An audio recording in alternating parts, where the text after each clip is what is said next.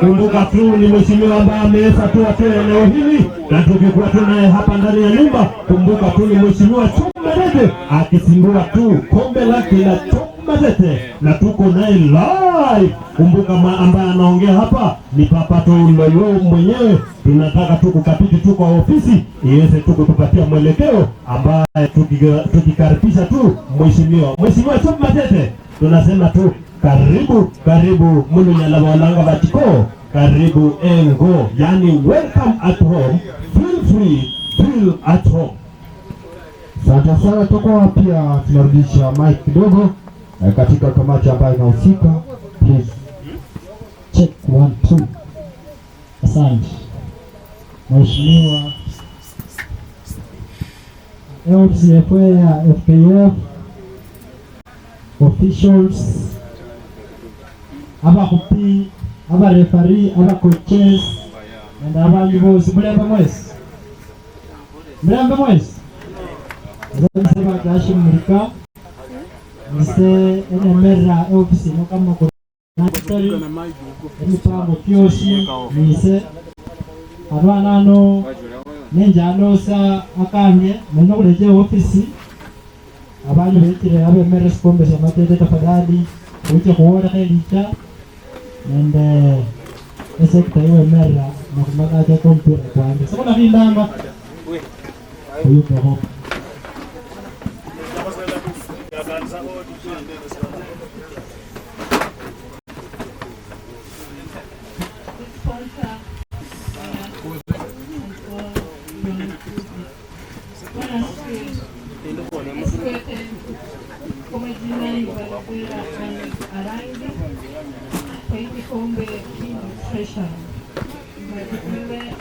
the best.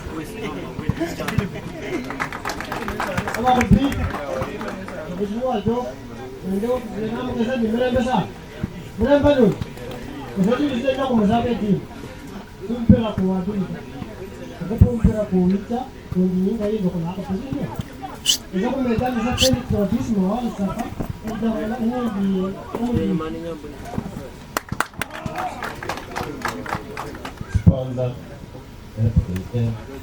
players, and the mashabiki. Lebamos. Mmoja anaenda kuweka masende. Mtona amenunua kama fixture certificate. Kama fixture na hata the choice. Kutoka nje.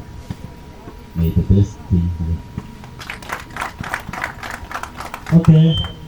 Bado kwa viongozi wa choi hano kama umwami chairman wa Nyanya Ndege skora doko bere shughuli za hapa na pale kone takaemba njaba ngo mwandiki kulangia siombe yesi skora doko bere shughuli nje anu sinda bana magwa manginga nota neno kuletea ofisi ya FKF wozi batukeseko alafu ulete coordinator alete mheshimiwa kumala zake shughuli.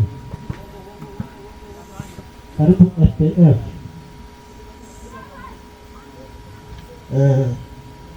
Sponsor official hii team, two teams, referees hamchambo. Nataka kuchukua fursa hii kwa muda mdogo sana kwa sababu wakati umeisha, sponsor nataka kupata mpira hapa. Mimi naitwa Basi Malava Mkabana, chairman FKF na Bakola sub county.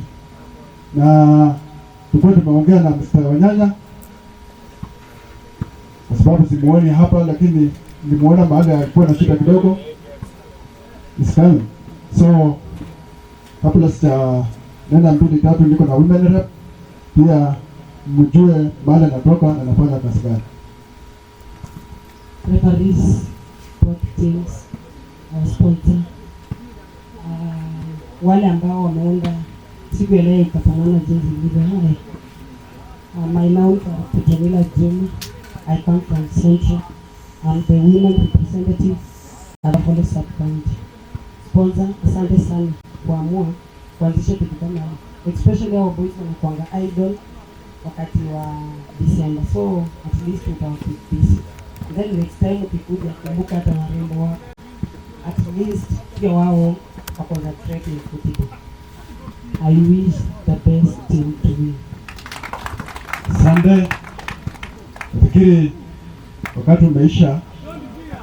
Mimi langu tu nataka kuomba kwa sponsor. Nilianza league lakini huku Penyala East sikupata timu ambayo inaenda kupiga sub-county. Sasa nikaomba kumaliza hii January naanza sub-county league, nimesongesha timu 5 kwa county league, basi naenda kucheza county league. So namuomba unyenyekevu kwa msaada wenu ili tuendeleshe Navakholo sub-county kwa heshima yenu. So nimeleta referees ambao wako qualified. Hao ndio kuangalia mpira yako, na ukifanya mchezo mimi niko hapa tutaangaliana na wao. Sawa sawa. So msiwe na wasiwasi, two teams mcheze mpira yenu. Ukiona sponsor hapo hapa. Na mwisho hii Navakholo tuko chini sana kwa talent kwa sababu mambo ya vitina. Hatutaki mambo ya vitina kwa sababu nimeona Central sub-county zingine siko juu kuliko sub-county ya Navakholo. So naomba talent yenu mkimaliza tutakaa na nyinyi tupange mambo ya league, mambo ya account na NSL mpaka kwa account. Kwa hiyo machache naomba asante. Asante sana. Msee sande nyaka kwa anjo mpira ita. Anatufanyia kale hande ya coordinator anatuletea mheshimiwa na kuchakula makuwa ndio. Haya, ndio kwa tanda ando sasa msungu kidogo, may the best team win. Asante.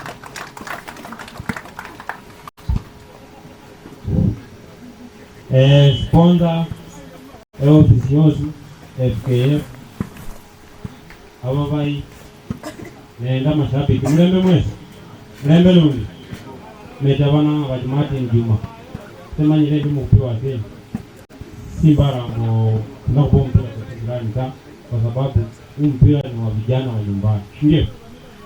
Hii ni Nyakakali, hii ni Mtema Pembe inatoka hapa, Nyakakali inatoka hapa. Mpira yenye tunaenda kucheza hapa ni mpira wa kirafiki. Hii ni game ya kwanza. Tunaomba mchezo ukue sawa. Mpe mheshimiwa kasi rahisi, mpe ofisi kasi rahisi so that hii tournament kufika finali ikue kasi rahisi. Mheshimiwa aendelee kutuletea matunda tukikula, si ndio? Kama mwana kuna ile FKF office ila kiwetango kwa mchezo mpira ila kiwetanga qualified referees, si ndio? Decision ya referees kwa akaunti yake umkali wa FKF na Navakholo sub-county na wala ya qualified. Kanu baneteba ku decision iba iba mekwe kwa jana mtebo jisikia tuna ni baiji baadaye na kueleza na ulipika. Sawa sawa. Tukenya kubene ndio mvutano hapa na pale. Last year kulikuwa sawa sana. Mumbulira. Mheshimiwa Job Madede I think myaka kyosi kina kamanya Penyala East kwa kilano baikaba.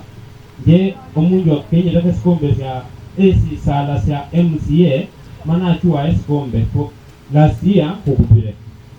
Best team yanyola 20,000. Ndio.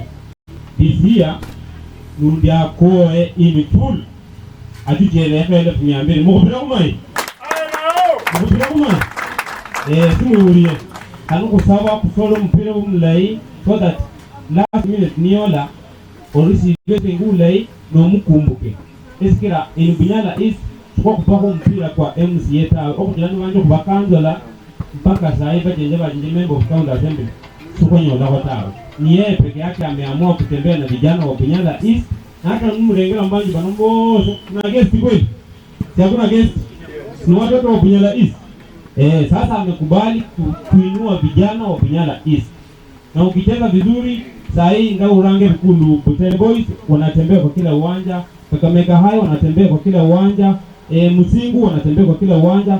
wale vijana wenye wamefanya grade 9 wanarekrutiwa wanaenda. Hata mimi hapa mkinionyesha kijana yeyote mwenye anacheza vizuri amefanya grade 9 nampeleka Butere Boys. Si imecheza mmeiona? Ndio. Anaenda direct, anaenda huko anafanya mazoezi, akikubaliwa atabaki huko. Kakamega High same. Musingu same. Tutapitia kwa hii meji ya mheshimiwa wa Job Madede kuwagawa kwa shule mzuri na muendeleze talanta zenu. Sawa? Mimi ni coordinator wa Job Madede. Naitwa Martin Juma, nimesomea hapa. Hapa ni nyumbani, hizi viwanja zote za Kenya nimecheza hapa mpira, lakini ni young legend. Sawa? Hata siku moja mtaniona hapa nikitamba, lakini msijali. Kwa haya machache nachukua hii fursa kukaribisha mheshimiwa akuja tuanzishie kikombe. Karibu mheshimiwa.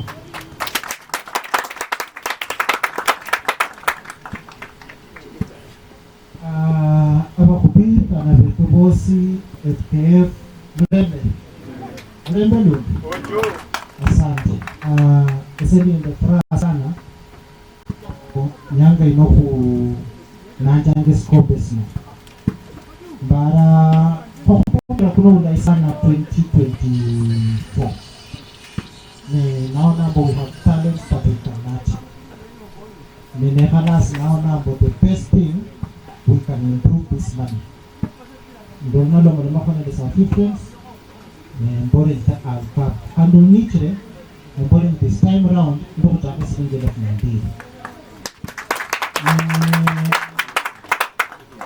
Assist Sirisrana Ompira kuno kwenye rapo kuhute so professional Jeskire FKF nibacha Swenye rakona kwa sebinji wichali Nembenderi no beni matao. We wanted to do something that as a focus.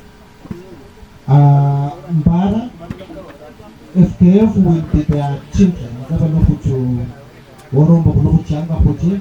If there's any discrepancy, if there's any conflict, they will be handy in handy over to you. So we'll be submissive to their laws and regulations. Na sese musabira sisi mshina pana befwe tucheza mpira mzuri. FKF tuambia ligi inaanza January. Personally kama Job, I'm very much willing to give support.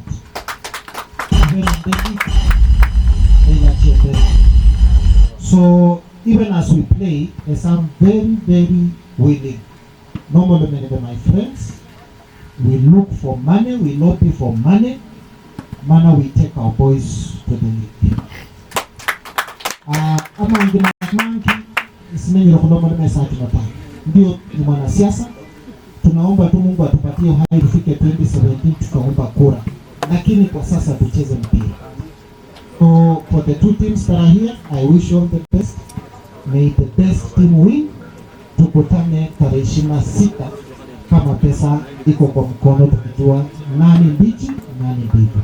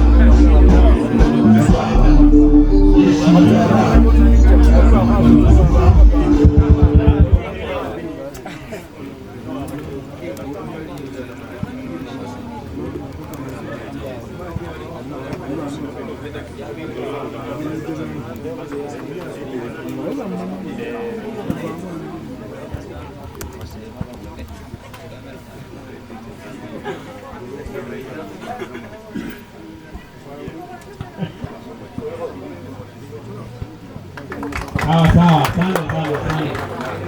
Basi msikilizaji, wakati wowote kutoka sasa, basi timu zote mbili zitakuwa zinaelekea uwanjani. Msikilizaji, nitakuwa nasoma line up. Samahani, nilikuwa nimesoma yote kale. Basi nitakuwa narejelea msikilizaji, basi pale mlinda lango itaanza na kile kikosi cha pale FC. Msikilizaji, nambari ya kwanza tutakijana Emmanuel Masite Mbaya huyo. Tunapata nambari ya pili kijana Ali. Nambari ya tatu pia pamoja mpata Beli Simbo. Kijana nambari ya nne Pambana Imama Luchumi Saluba. Nambari ya tano pamoja mpata Franklin Otuga. Anderson Luchumi huyo nambari ya sita Levi. Nambari ya saba Tamita Sapa Levis Makala. Nambari ya nane huyu Edwin Mchebe ambaye pia ni kapteni. Nambari ya tisa pamoja mpata Gideon Koleba. Nambari ya kumi huyu Mbaza Wekule ambaye pia Fernandez pia. Taifa Sada Nyimba Jamii ya Mali atakuwa anafunga nambari ya 11 hapa. Katika kikosi cha moja Mapembe, msikilizaji, nitakuwa napata hapa kijana mlinda lango ya Sini Makinde. Pia nambari ya pili itakuwa napata Job Kafungu. Nambari ya tatu hapa msikilizaji, itakuwa muona nani huyo Profas Wanyama. Nambari ya 4 Wakuna Bashir. Nambari ya 5 Mark Stoma. Nambari ya 6 Nelson Mutari. Nambari ya 7 Dori Turi. Nambari ya 8 hapa Mesha ya 6. Nambari ya 9 hapa Fulani ya Pila. Nambari ya 10 Sidi Wile. Nambari ya 11 hapa msikilizaji, itakuwa mpaka Jobel Yakofe. Wale wachezaji wa soka katika timu ya Makali utapata kumi Franklin Lewis, Eric, Calvin, Brian, Victor, Paulo, Maxwell, Nimrod, Alan Artimani, Kapte Pale Tamita Edu, Nota Kali, co-head coach Bwana Tunga, anasaidia timu ile kutoka utotoni wa watoto, anajua kama ni watoto pia. Katika kikosi hiki cha Mtema Kombo ya mchezaji wa ziada utakuwa unapata Rama Wekule, Saban Musa, Jepe Wanjana, Felix Kisaba, Kami Uwanyema, Lewis Lere, Elias Wazela, Robin Wanjira, Captain na team manager utakuwa unapata Kama Spain ambaye ametoka pale aina ya yake msikilizaji.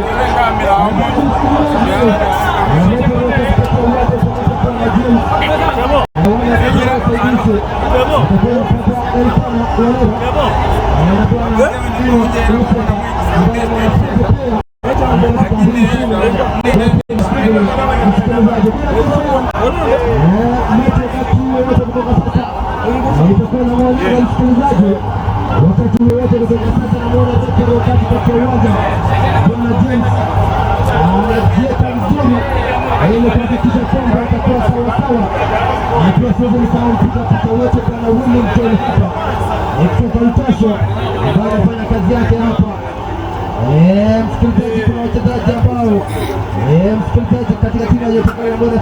mchezaji Jamal Sadati huyu ambaye ni mchezaji pia hivi karibuni atakuwa anacheza timu ya AFC Leopards. Msikilizaji, anangojea tu zile points zake ili kwenda kupiga signature yake ya mwisho pale. Msikilizaji, uwanja unatumia tuli, mashabiki wametumia tuli msikilizaji, ili kungojea tu ile pumzi ya kwanza ya refa wakati katika uwanja.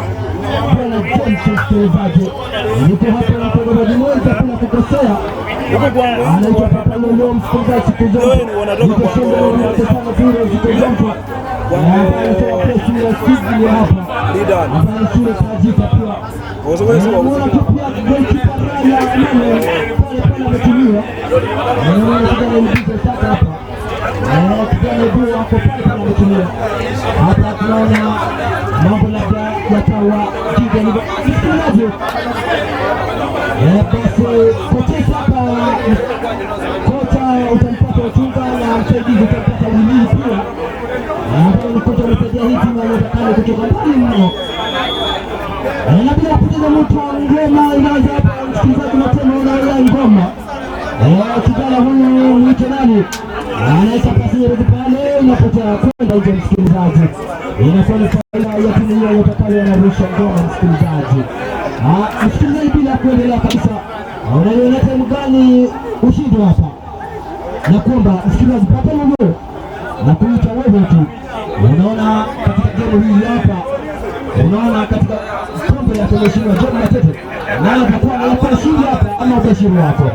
Kwa sasa siwezi kubashiri kwa sasa, wacha tu ngoma yenyewe tuone nani mshindi. Asante sana kijana huyu anapiga ngoma kwake nani huyu nambari jezi 5 mgongoni, anapoteza hali huyu. Mpira inakuwa faida yake timu huyu ya Motema Pembe. Msikilizaji, anaenda kurusha atujui na mchezaji huyu pale anakurusha ngoma msikilizaji. Katika kipako ya kueleza pia wakati mfupi nani huyu jezi nambari 4 nani itakuwa kueleza kwa fupi sana. Jezi nambari 4 ya Mtakali utamuita Franklin, kijana alikuwa anajua kazi yake pale nyuma, anatona mananeka ngoma kwa mmoja wake nani kipa Sadati anapoteza pale. Ngoma inakuwa ni ya kurusha msikilizaji, alifanya maziara kiasi lakini ngoma anarusha nani anatambua vizuri, lakini nani huyo anarusha ngoma vizuri kwa Kefa Lingadi ama nani huyo Kefa Lingadi anamkata mara moja. Kosa huyu jezi nambari 15 anaweka pasi nyerezi kumpata jezi nambari 2 mgongoni, anaweka katikati ya uwanja msikilizaji kwa Ebi anatumia katika nambari 5 Ali kwa Franklin anamuona mchezaji lakini anakosa kwake Elvis not Elvis nani huyu msikilizaji anaitwa nani alipotoka msikilizaji hapa, alifanya maziara alikosa hapo msikilizaji, kwa kipa huyu wa timu yake Motema Pembe aliumiza msikilizaji. Huyu mchezaji aliingia ndivyo msikilizaji, hapa aliingia ndivyo akamguza mlinda lango wa Motema Pembe msikilizaji. Refari wa katikati ya uwanja Bwana James alipika pale ili kumpa ilani kuonyesha kwamba mchezo wa soka hauhitaji nguvu yoyote. Msikilizaji, kiwa ni second edition kombe lake Mheshimiwa John Matete, mashabiki wote wanaohitaji hapa mwisho tushende na Willy Kesana Brino MJ Junior siku zombo pale mpiga mwisho Wellington from Itaso na siku zombo huyu kijana anaanza ngoma hapa, piga mrefu kupata Nevis anacheza ngoma katika mguu wake nani jezi nambari 2 mgongoni, kosa hapa kwake Lingard Yaman anaweka pasi nyerezi wapi kosa hapa anapata wapi msikilizaji, anatoswa. Referee alikuwa anasema au alikuwa amefanya maziara hapa. Msikilizaji, mtoto ndio vile pesa ndio vile hivi kwa siku zombo mtu pale ambaye akapa na kuita tena kuomba pia nitakuwa naomba bashiri wako kipindi cha kwanza msikilizaji. Kumbuka tu kwa hiyo ukawasili, kumbuka ni timu mbili ambazo zinatamba kwa hiyo uwanja wasili hapa ni Nyota FC na timu ya Motema Pembe. Kumbuka tu ni mchezaji ambaye anaitwa nani huyu, anacheza vizuri, anapatia nani huyu Kefa anacheza sivyo, anacheza hivi, itakuwa ni wakuruka kuelekeza kwa timu hii ya Nyota Kali FC. Asante sana pia mpiga picha pale Willy Mtono wa Wish TV. Utakuwa unaingia pale live na wala mechi yako live pale Willy Mtono wa Wish TV from Newcastle.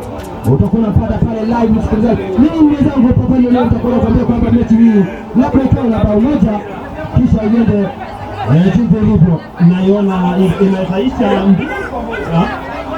anacheza vibaya huyu, lakini Nyota Kali FC. Msikilizaji, kijana Edwin ni kijana ambaye anajua soka ni nini, ana vile stakabadhi. Russell Levis anacheza ngoma, anaita kule mbele pake Pepa Lingard. Wanasema kwamba refa huyu msaidizi Enoch anatepa Pepa Lingard ya Min Sadat alikuwa amewatea hapa msikilizaji. Huyu Pepa Lingard alikuwa amewatea na mchezaji ambaye ana akili zake, mbona sijui. Ngoma inamtulia kwa jezi nambari 11 Mwita Anderson. Anderson paka Suarez anamwekea kada, lakini wanakata. Wanaita ngoma kwake na Nama anakata pia. Suarez anatuliza ngoma katika mkoa wa shoto, lakini inasema inatoka hivyo msikilizaji. Huyu jezi namba 16 mgongoni huyu wa jezi 16 huyu anaitwa Evans. Anaitwa Evans msikilizaji, ndio. Si Suarez, samahani. Wanafanana na makali yao ni yale ndio.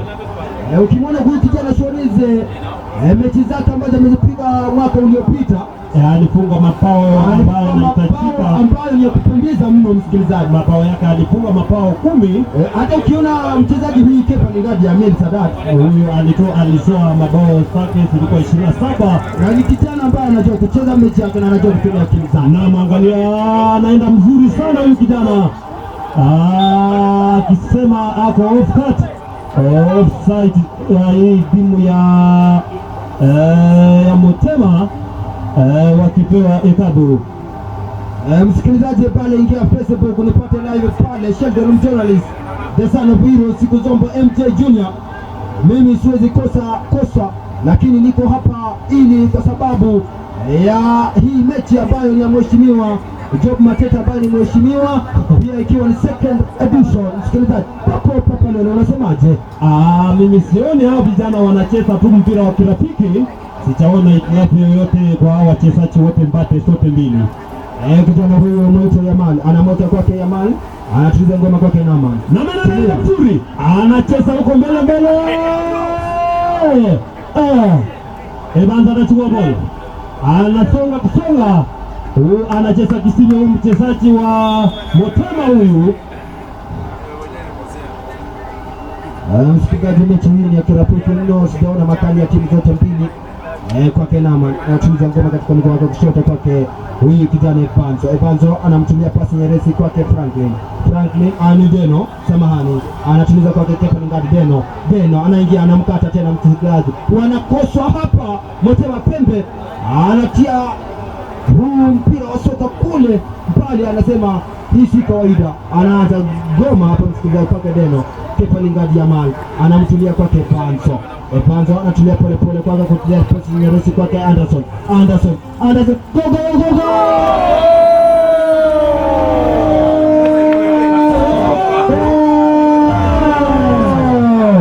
Ninaposema kijana Rodri Anderson anawatilia Nyota Kali bao maridadi, kijana ambaye ameshtunya hapa, kijana mwenye misuli maridadi, anasema kwamba tulikuwa tunastahili bao hili, najua kutumia miguu zangu mbili, nilifunzwa na mamangu nilipozaliwa, soka ilizaliwa miguuni mwangu.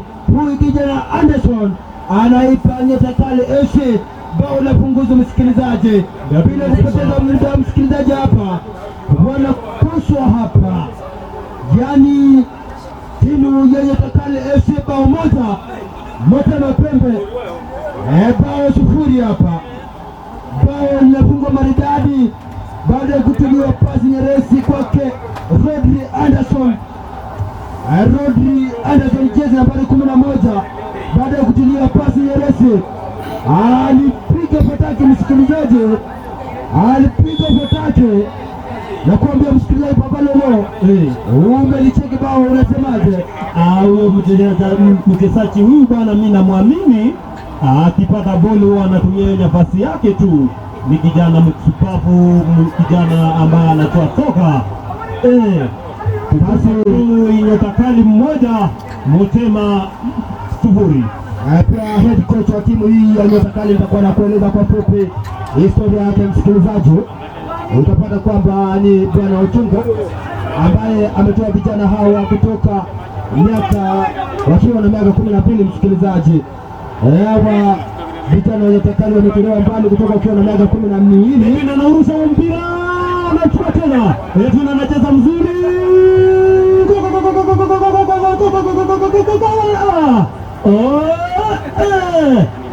wanautoa hizo mpira, bado anaucheza umbali nje.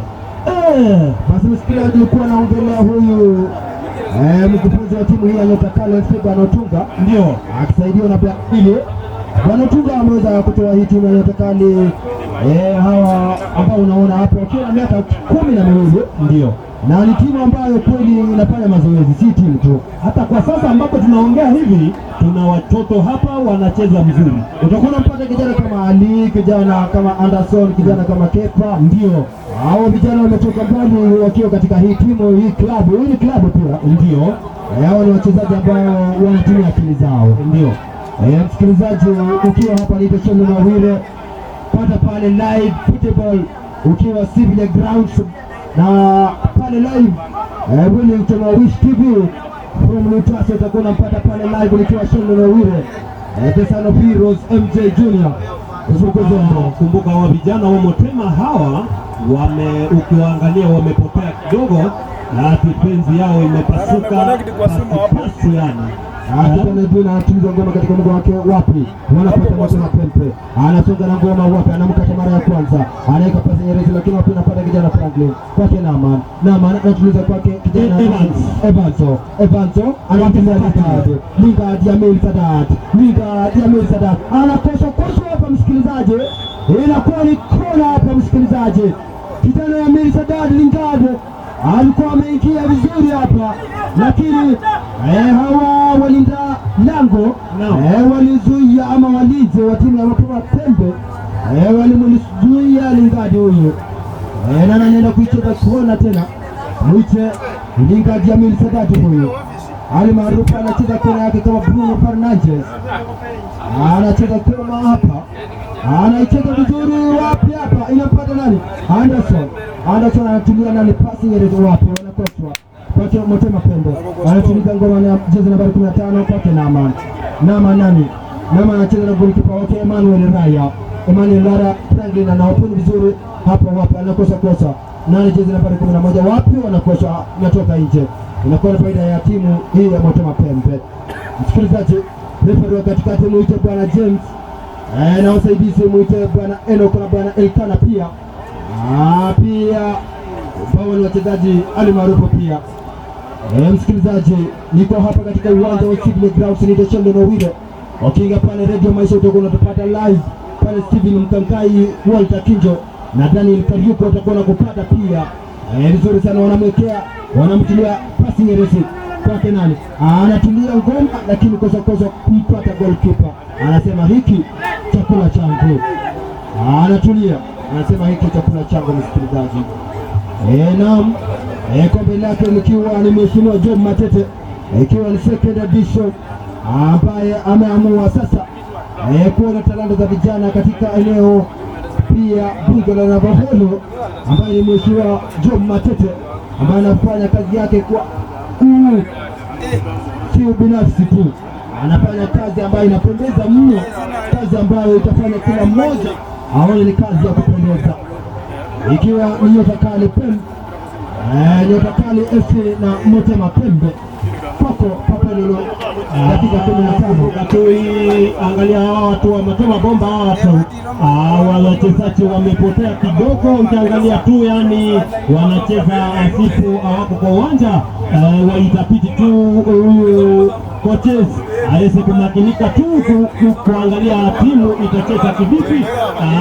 Ukiangalia ambapo wanacheza wana Nyota Kali wanacheza kwa 80%. hawa wakimiliki tu 10% ya mpira. Ukiangalia uwanja ambao mpira unatamba ni Nyota Kali ambayo inatamba kwa sasa, wakiongoza tu bao moja, Motema ikikuwa 0. Basi na msikilizaji pale kwenye sabu pia naona wachezaji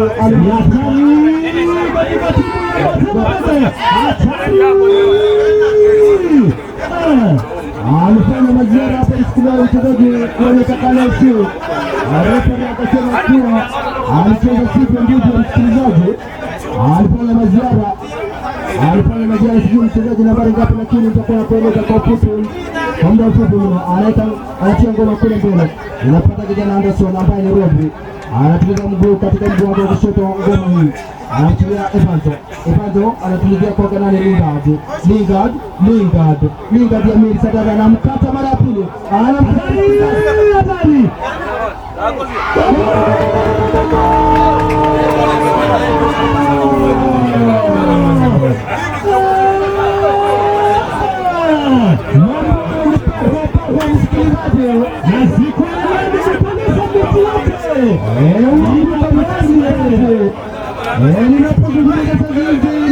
mchezaji Evanzo anapiga bao lake ile 127 akiwa katika uwanja wa Sydney, akiwa nyumbani.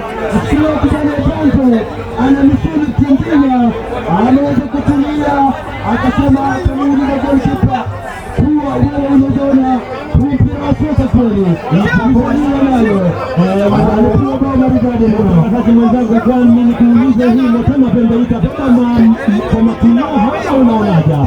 Nitakuwa na kuia hapo pia, nitakuwa na kuomba radhi ama utanipa muda wa dakika 5 pia niweze kutangaza mechi, kisha nitakuwa na kueleza kwa ufupi mno. Asante msikilizaji, naona ngoma hii ina haraka sana. Anatilia nganani Deno anatiliziwa ngoma katika mguu wa kushoto, anamtilia nani Edwin nambari 6 ngoma anakosa anaekewa, lakini Franklin hapo anamtilia nani ngoma, anamtilia tena nani, anakosa hapa, inamkuta Naman anakosa kwa Franklin tena, inamkuta Naman pale kwake Naman anamtilia kijana Ali kule chini, anatuliza ngoma katika mguu wake wa kushoto hapa, anamtilia pato, anamwekea Lingard Kepa Sadat ya Mili ya Mali, anamkata mara pia, anakata mwingine, anamtilia ngoma nani, anakata tena mara nyingine, anamtilia Anderson wapi mko, anikoza kosa, inakuwa nini, haitakuwa foul. Msikilizaji akigusa hapa, lakini mpira ndio unaogusa. Msikilizaji ukicheza kijana mwite Alexander Rodri alikuwa ametilia pasi yoyote, msikilizaji alitilia pasi yoyote, lakini mchezaji Motema pembe aliweza kuweka mguu wake, lakini alikuja gujwa, lakini tunaomba kama daktari wa timu hiyo kwa anapita uwanjani sababu ya muda pia. Msikilizaji pia hapa nitakuwa na kueleza kwa fupi sana, nitampata head coach wa timu hii Nyota Kali utamwita Bwana Tunga akisaidiwa na Bwana Widi. Nitakuwa na kueleza pale pia timu manager wa timu hii wote wapendwa, Bwana Patrick Sitoma ambaye ndiye team manager head coach siku zote. Kuna kijana Emil Sadat pia ni mwalimu wa somo la historia na somo la kidini, anaingia katika uga akiwa akivalia jezi jekundu kama damu ya kufa pia, siwezi mwelewa. Naona pia wachezaji hao wa timu wanatokana pia najiita wanapata kopo la maji pia hapa.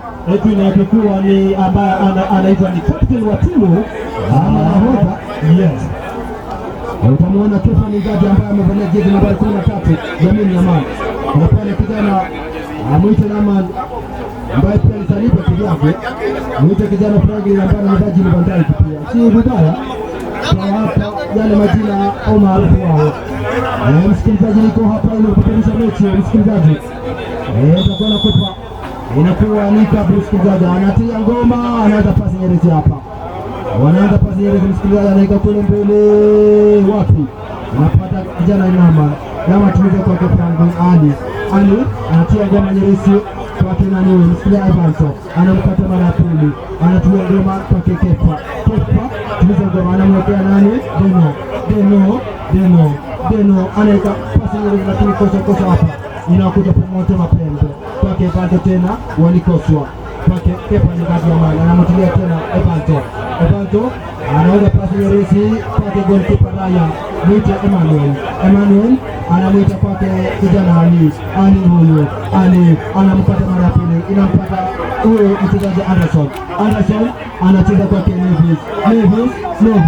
Nevis anakosa hapa moto mapembe inatoka nje msikilizaji, inakuwa ni faida ya timu hii yenye takali lakini maacho already hapa Anderson kule mrefu hapa kupata imempata kijana Deno anamkata mara pili toka nje hapa, inakuwa ngoma ya kurusha na rusha hapa. Jezi nambari 9 mgongoni anaweka katikati ya uwanja, mwite jezi nambari 13 Lingard Sadat kwake kijana huyu anakuza kwake Anderson anamkata mara pili, mara ya kwanza inakosa hapa, anatuita ngoma moto mapembe wanakata ngoma hii inapendeza mno. Anderson amestunya msikilizaji, ameshika hapa.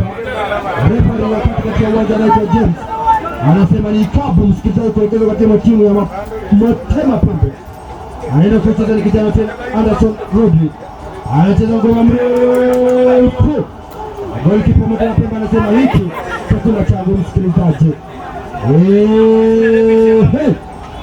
Niko hapa na leo hapa ni msikilizaji pia mtangazaji mwenza pia pale, pata mpira wako live, mpira wa soka football live pale, hata ukate ndani ya wote kumbuka timu ambayo ni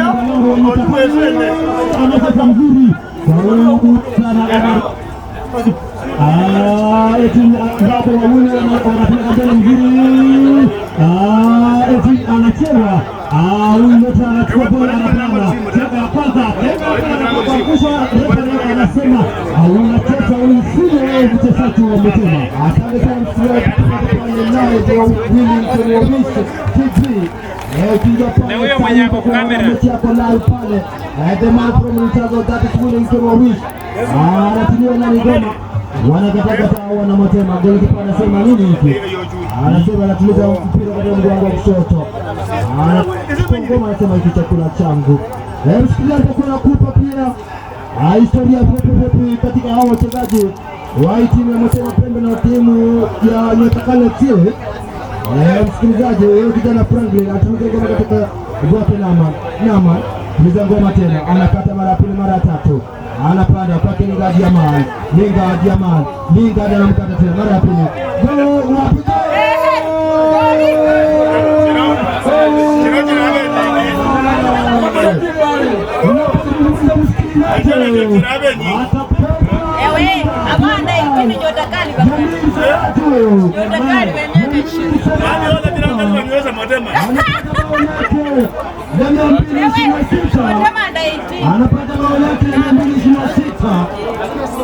anapata bao lake la 226 msikilizaji, amefunga bao maridadi Kepa Lingard Amin Sadat ikiwa ni dakika 30 ya mchezo. Kepa Lingard Amin Sadat anapata bao maridadi msikilizaji. Hawa Motema Pembe wasipochunga msikilizaji watapepa kwa kundi hawa au wanaenda kufungia mabao kwa gunia ukienda nyumbani wakisema tulikubali haya na hayawi huwa siku zote husema kwamba msikilizaji bao likifungwa kuonyesha kazi ilikuwepo. Msikilizaji sina la ziada ile ninapochukua maji kiasi papa neno kumbuka tu kwa wasili Anderson anachukua bola anapana tena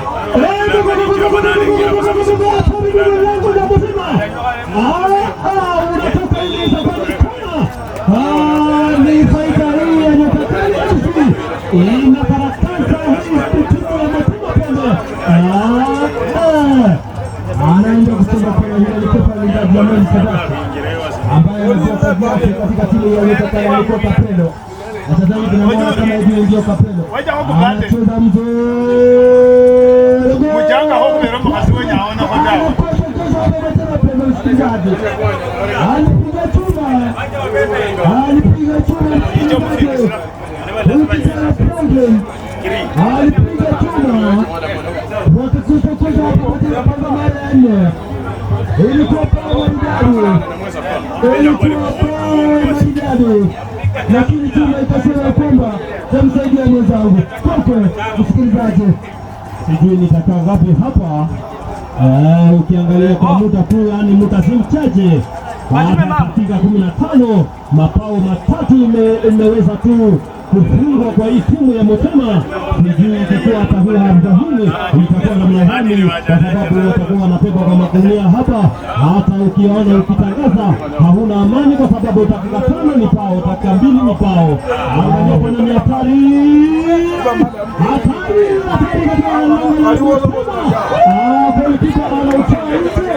itakuwa ni kombi. Mwite kijana Nebi wanapata kona. Kijana Nebi sinema huyo ni Nebi wa msikilizaji. Anapiga patake. Golikipa akasema chakula kipi hiki? Walicheza kona mzuri. Anatuliwa nani? Evanto anamkata mara pili. Anatuliza goma wapi lakini nini? Anamtulia Deno kwanza Kepa anatuliza goma. Anamkata mara pili kwa Deno. Anakosa lakini ule refari msaidizi bwana Enoch anasema Dennis alikuwa ameotea, ameunda kipande katika ardhi ya wenyewe.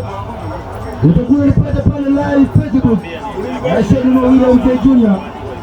Pia ukiingia pale Instagram, wewe ukiingia YouTube, subscribe, comment then like. Itakuwa pia anasoma Rambe basi samahani. Itakuwa anasoma pia zile ujumbe ambazo utakuwa unatuma pia, samahani sana. Hii ni mechi ya kupenda sana msikilizaji. Anacheza ngoma mzuri lakini huyu Raya anatuliza. Anaanza ngoma yale Deno tuliza ngoma katika mguu wake wa kushoto.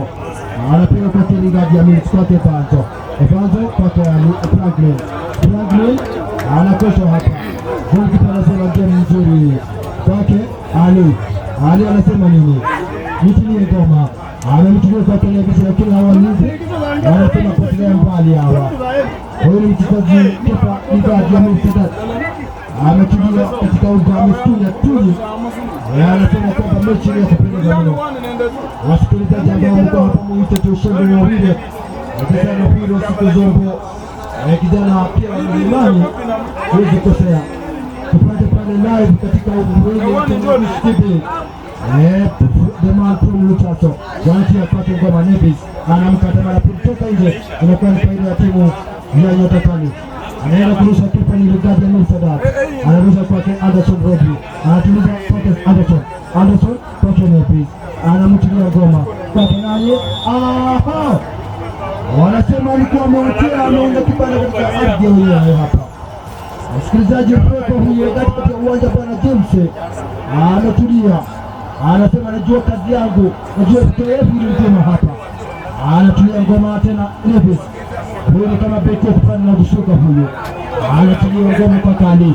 Ali anamkata tena mara ya pili. Kwake Anderson. Anamtulia nani? Evanto anapiza ngoma katika mguu wake wa kulia. Anamtulia nani ngoma? Kwake Kepa Lingard anakoswa. Nani huyo kijana jezi namba 2? Wanalala kule wapi? Inakuwa ni kona msikilizaji. Kwa faida hii ya timu ya Nyota Kali msikilizaji. Ngoma hapa ni kupendeza. Kama ndio unapita katika uga huu wa studio. Msikilizaji anaweza kueleza na kuweza kupa matokeo. Nyota Kali wako mabao matatu kwa ile njai ya kuku ambayo haijataka hata. Msikilizaji wapi koshwa. Wanakosa tena Motema Pembe. Inakuwa ni goal kick. Basi ingia pale YouTube. Ingia pale YouTube. Search Shombo na siku zote. Subscribe, comment and like. Then utakuwa unapata pale Wellington wa Wish TV live. Akiwa ndio kijana ambaye ampiga picha. Msikilizaji. Nani huyo kijana Motema Pembe jezi nambari 8. Wanacheza ngoma ya kupendeza. Nani anamtumia pasi kijana huyo jezi nambari ngapi? Anaiputa ngoma kosa hapa. Kuna mlinzi alipenda kurusha hapa. Wanamrushia Anderson tuliza ngoma anamukubai kwake Franklin. Franklin kwake Kepa. Kepa anamwangalia tena chini kwake kijana Deno. Deno anamtilia pasi ile kwake Banzo. Anamkata mara pili, anakosa mpira na kurusha. Anaanza ngoma kwake Kepa. Kepa anatilia ngoma wapi? Anamtilia tena Deno. Deno hapa kwake Kepa. Kepa anamkata mara pili. Kosa hapa ngoma. Ni inatiliwa Franklin. Franklin kwake Banzo. Banzo msikilizaji anapiga tena ngoma. Anamwangalia Franklin. Franklin anasema vipi wenzangu? Anamtilia msikilizaji mwalimu Naman. Anasema hiki chakula changu hiki. Anasema wacha nimpe Manuel. Manuel huyu ambaye ni raia. Anatilia ngoma kule Franklin. Msikilizaji, ngoma ni kupendeza. Anatiliwa Kepa. Evanzo huyu. Evanzo anamtilia na Limochi. Anamtilia Kepa. Kepa ya Murtada. Anamkata mara pili mara tatu. Anamkata msikilizaji. Amekosa hapa. Aita kwa goli. Kwa faida ya timu hii ya Motema Pembe. Mechi ni kupendeza mwana msikilizaji. Mechi ya kupendeza. Ingia pale Willington Wabush TV pale YouTube, pale Facebook utakuwa unaona mechi live msikilizaji. Bila kusahau jina langu Journalist Junior siku zote. Wewe mgokipa Motema Pembe kijana Yasini Masinde pia anajua kazi yake. Anaanza ngoma jezi namba ngapi huyu? Anakosa inampata Anderson. Anamtilia Banzo. Banzo anamtilia Kepa ni ngadi ya Sadat. Kepa anamkata mara ya pili. Anapiga patacho anakoswa. Anamtilia tena Banzo. Banzo bado Kepa. Willington. Si Kepa. Samahani. Anatilia ngoma tena. Hili Motema Pembe unapanda Motema Pembe. Anamtilia pale. Anamtilia pasi rahisi. Anakosa neka ndefu lakini kuna mwalimu. Huyu ni mwalimu mwite Naman apendiwa pasi kwake nani?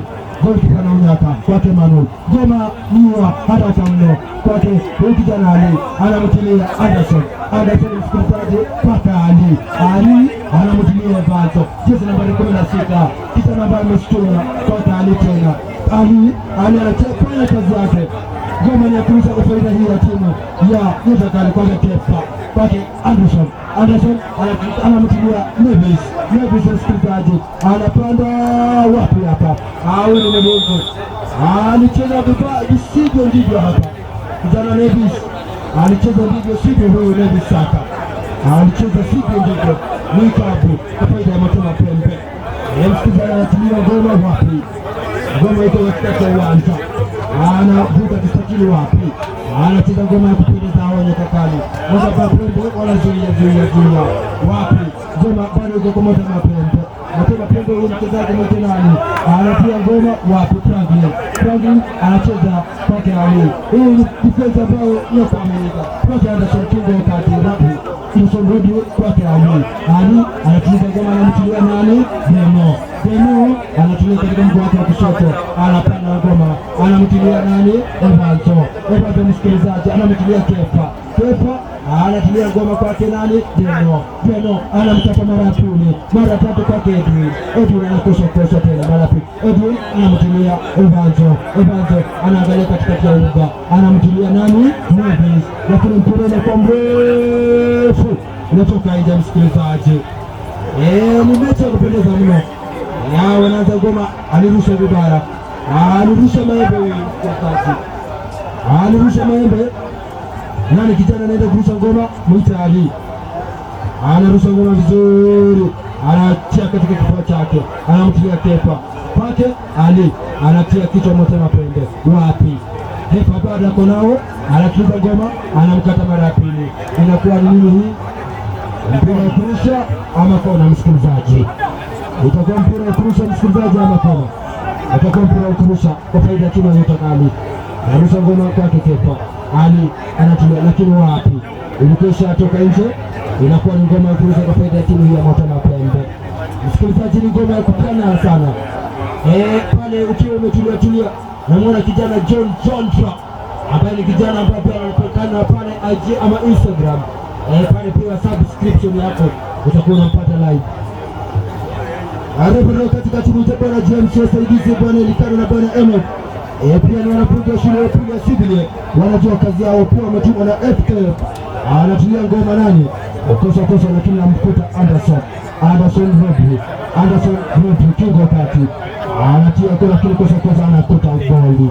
Hawa ni Mateo Pendo wanatulia ngoma lakini wapi? Kosa kama pelika kwake Anderson anamtumia Edwin Katolo, anamkata mara pili, anamtumia Bazogo wapi? Msikilizaji, ndio anapiga kukana. Hii nimetoka kupendeza mimi msikilizaji, kama ndio inapiga naweza kwa fupi mno. Matokeo ni ajabu msikilizaji, matokeo ya kupendeza, matokeo ni ya kula maziwa na biskuiti. Matokeo ni yale ya kukula biskuiti na yoga. Mabao matatu kwa nunge faida timu ya Yobegali. Pia pale mnyama wa nyama pale Kiswahili ya Radio 47 anasema ananipata live. Msikilizaji nani wanaanza ngoma pale. Niko hapa na mtangazaji mwenza Mwite Papalo leo. Pale Radio 47 pia na wale watakao wamefika katika uga huu. Sitakuwa pia anasahau kwa masoma majina yao. Nitasitaka ukasoma majina yao msikilizaji. Ngoma ni kupendeza mwana nani? Bono. Kwake Anderson punguka tena chini za ngoma yake. Anatulia anapiga kitakili lakini wapi? Ngoma nani? Nevis.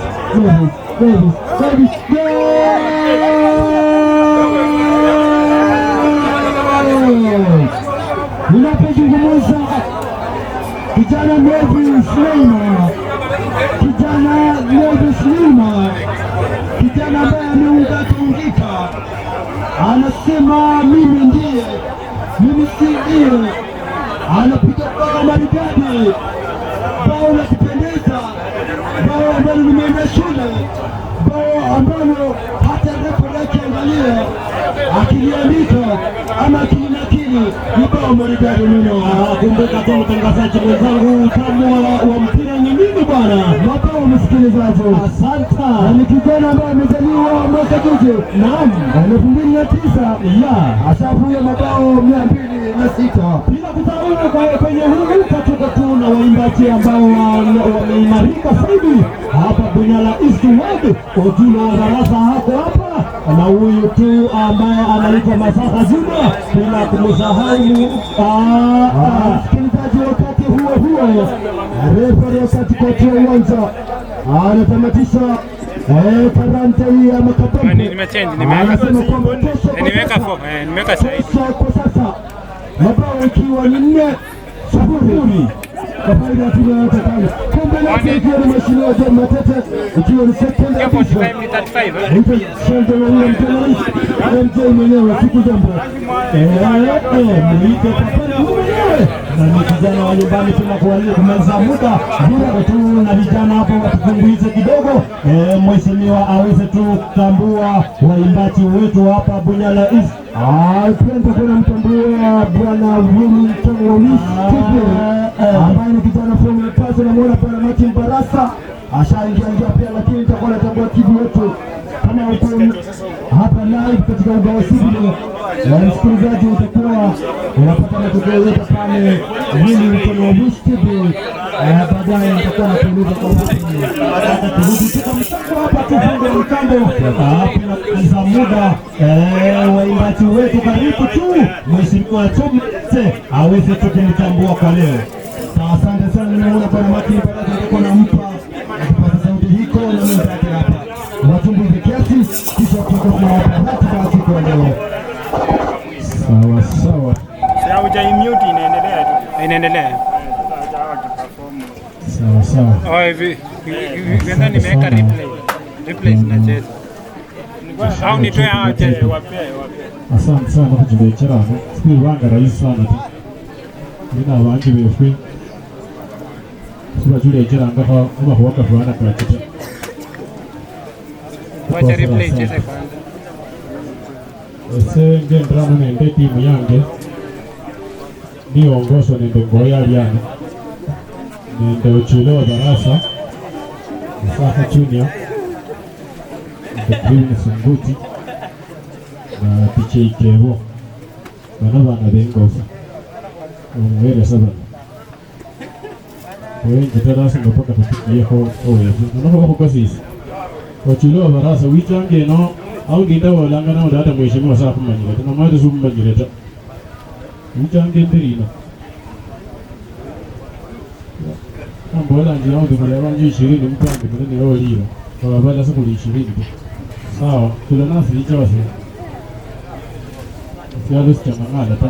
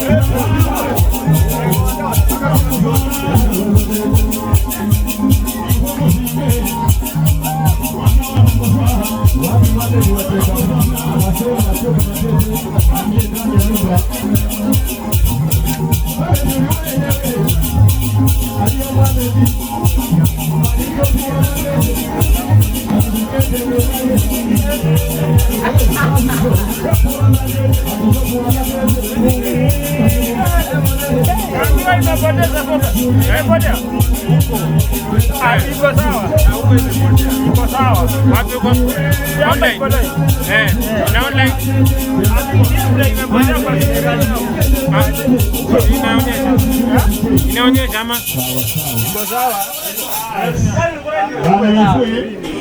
unendo limbo chose songo unendo limbo ni wana ambaji chopu ndiye tosha awoli anabefumu sitete suka sanedoje kwa wanata niko wana kujichopu mulai kuna wananga ebyakola olaoneza kuifana yiji kuna sangala ka kubera umwana wefoyi oja amanyire chopu ngoyo mwana mulindo niye mwana munyala ni mwana wana muma wala kujichopu kenda kasi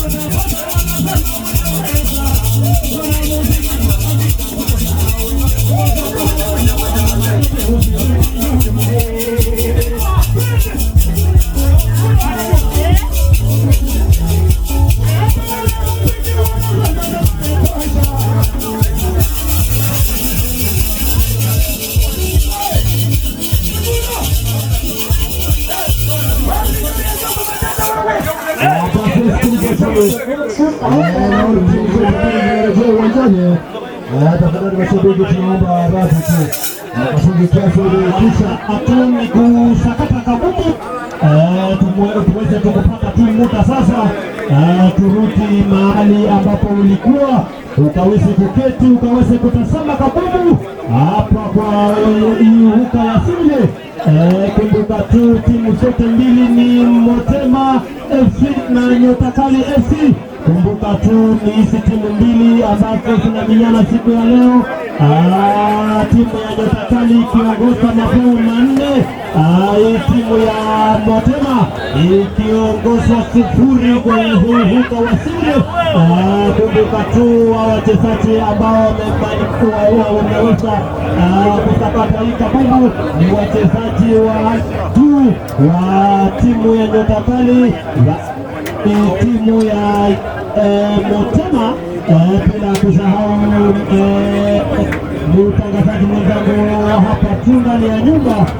Karibu tu uweze tu kunijibu swali ambalo nilikuuliza, ulionacho timu ya Motema vile wanaendelea kusakata kabumbu kwenye huka, wanasakata kilimo ama wanapawa zofu ukilinganisha na wachezaji wa Nyota Kali. Basi utakuwa na kutaji bila kwa muda mfupi msikilizaji. Naam, mtangazaji mmoja ninaona akijana katika benchi ya kijana Francis pia ndio lakini kwa kueleza kwa kwamba timu Motema punde labda nilipokuwa mara ya kwanza nilijaribu bashiri wako, lakini kulipa bashiri msikilizaji. Kumbuka tu wachezaji ambao wako nje hapa. Kumbuka huyu mchezaji kama wengine sijui wengine watampatia makina yao kama hivyo Stefan hapa, mwingine tu ukimtatia jina tu niweza tu kumkata tu hapa kwa sababu hawakunipatia ratiba yenu hapa. Basi msikilizaji, wakati wote na mwana refa katika kiwanja Bwana James akisaidiana na Bwana Mkana, Bwana Enoch ambaye pia wanafunza shule ya upele Sydney. Refari wa anaitwa Mkana, huyu ndiye alikuwa refari ambaye alitoa tuzo mwaka 2022-2023, alikuwa best referee katika huka wa Sydney kwenye kombe la mheshimiwa ambaye alikuwa anaitwa atakuwa pia anasumbua kombe lake muda si mrefu. Nipijuu kesho kama ndime hivi na wanashirikiana na huyu mheshimiwa Chogo Matete, ni marafiki wa hapa na hapa. Na mtulia kiasi mtangazaji mwenza ni kwamba hizi michezo zote mbili Motema Pembe na Nyota Kali hapa ziko uwanjani. Naona panaonekana Bwana Enoch na refari Bwana James ambaye ni refari katika kiwanja. Msikilizaji, usisahau kwenda pale live ya Mhindi Mtumishi TV ukipata pale live ikiwa Jamani kwa Mirama akisaidiwa na wenzake Fadhili Makoka na Basic Vutuko, ambaye pia utapata anywhere any place ile time utakuwa unataka. Tunaona wasanii wote wako karibu msikilizaji. Naona Bwana Uchulo Barasa yuko ndani na Bwana Martin Barasa pia wapo hapa. Asante sana kwa mtu wenu pia. Itakuwa rejea uwanjani msikilizaji, wakati si mfupi na mgojea refu katikati na wakati huo anapiga pumzi katikati wa refari wa uwanja. Huyu anaitwa refari anaitwa Solo na anajua kazi yake mzuri. Kama tunaendelea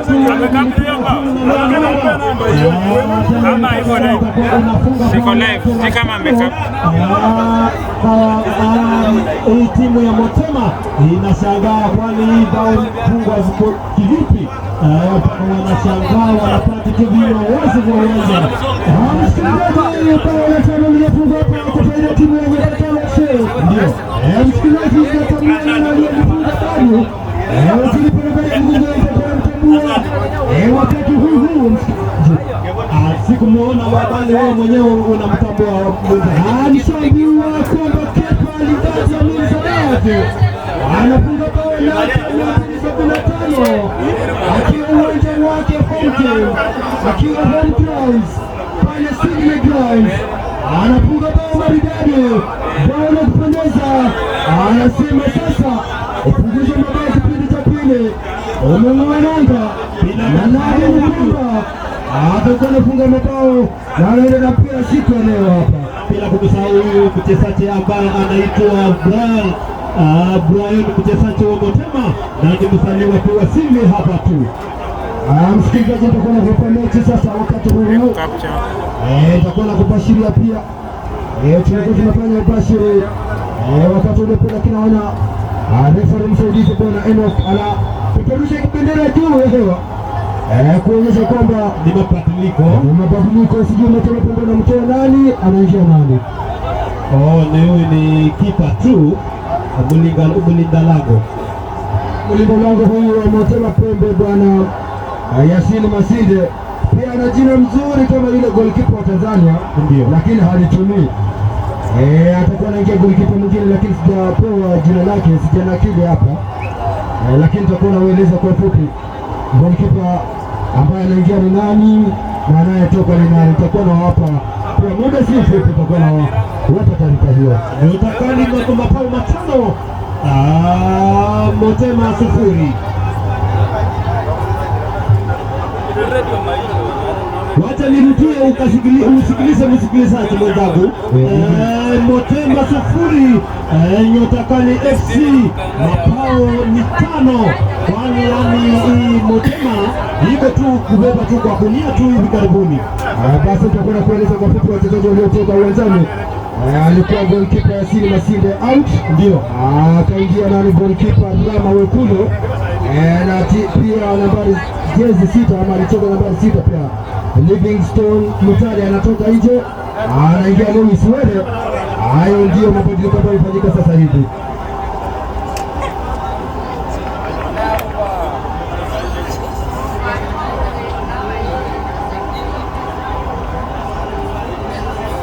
Basi mwenyewe akisamani sana nafahamishwa kuwa refa katika si James bali ni Blessing Barasa ama Solo ambaye anajua kazi yake, pia ni referee ambaye anajua kazi yake kama yule bwana Elikana tu. Ngoma ni tulizo upande hii ya timu ya Motema Pembe. Kijana na Musa alisoma katika shule ya pili Msaga, anacheza shule ya pili Msaga, anarusha ngoma kwa mtu anapanda, lakini aliambiwa anarusha maembe shule anasoma chini, anaenda kurusha mpira. Kijana bwana kuja kule mbele kwa Evanzo anatumika ngoma wapi, anatambia kukone wapi, unakosa kosa kwa Kenneth anamtilia Motema Pembe wapi. Kijana anatuliza kwa wakati wapi, kijana anasema Ali ondoa mbali, kijana Msaga tena anayefika Nevis mpira toka nje, inakuwa na mpira kwa faida ya timu hii ya Motema Pembe. Msikilizaji, pia tutakwenda kueleza kwa sababu sana mechi ni kupendeza mno msikilizaji, mechi ya kupendeza mno, ambayo ni 5-0 anachukua kwa tena Evanzo anacheza jezi nambari 16 mgongoni, anacheza na goalkeeper Emmanuel anacheza ngoma kwa Franklin anatuliza tena, anatoka anatengeneza kumoja kistatuli, anamkata mara pili kwa Anderson anaweka mpira mrefu kwa Kennedy Levi sana kata. Anapata mshiko lakini anapata mlango Rama. Anasema kichakula changu anaanza ngoma kwa haraka. Anampata nani? Kosa hapo. Achana ngoma kupendeza. Wapi wapi? Gol. Hapa ni kona msikilizaji. Anakuwa ni sana kupendeza chama cha Chakani. Anaenda kucheza msabiri bali ndio kueleza.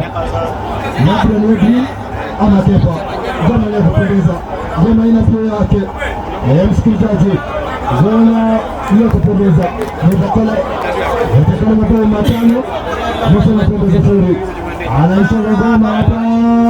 Wapi anatoa Rama. Anamtilia tena hivi. Edwin anasema anarudisha, anamkata mara pili. Anamkata na mwisho kepa. Kepa ya mimi. Kepa anaita wapi hapa? Inakuwa tena ni goal kona kiki hapa msikilizaji. Inakuwa ni kona kiki kwa timu ya Chakani. Ngoma ni kupendeza msikilizaji. Wanacheza ngoma ambayo wanaifahamu. Hii ni Chakani FC. Wanapanda, wanachoka. Wanacheza ngoma ambayo ni kupendeza. Inaripiwa kuwa katika ile rununu yangu kwamba Kevin Mkangaye Walter Kijo pia Daniel Karioka anapata live pale FB, Instagram na YouTube, na mnyama wanyama yule kijana wa idhaa ya sauti ya Radio 47 ananipata live msikilizaji. Mtakuwa pia mnapata matokeo haya katika TV Wellington Wawish Temasho Mnamama ambaye ameweka haya mambo yako live ya pale katika mtandao wa Facebook. Anasaidiwa na kijana Bishop, anasaidiwa pia na Bravin. Wengi pale utakuwa unapata haya mambo ambayo yako live sasa hivi katika kombe lake Mheshimiwa John Matete second edition. Msikilizaji nalo anapanda tena. Edwin anamtilia ngoma kepa Jamisa Bat. Anapaswa hapa kwake wachezaji hawa wa Motema Pembe. Sio tambule kitu kwa kupa jina lake. Jina nambari ngapi? Anasema ilikuwa ameotea. Amejenga kibanda katika ardhi ya wenyewe. Msikilizaji pia mechi ni kupendeza mno. Nitakuwa na kueleza kwa anachoka mechi ndefu kwa Anderson anatuliza ngoma. Wapi? Wanasema ni kapu. Kwa faida ya timu ya Chakani msikilizaji. Anatulia ngoma nani Davis.